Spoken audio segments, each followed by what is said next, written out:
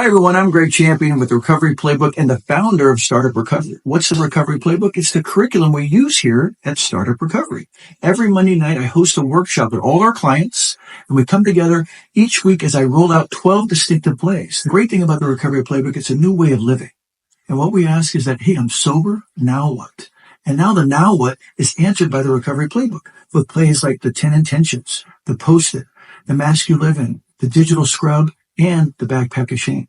So what do the clients get out of it? Here's what they get out of it. They get a nice, safe place to share some of their pain, shame, trauma, and drama here at Startup Recovery. They also get community. They get connection. The opposite of addiction is connection. And last but not least, they get to move their lives forward once and for all. We're all about meaningful outcomes. And the way I coach is in 5 areas. I coach in career, passion, self-care, legacy, and recovery. And what I try to do is connect with each client to move their life forward. So if you want to go back to school, you want to change career, you want to get your wife and life back, or you just want to get your health back.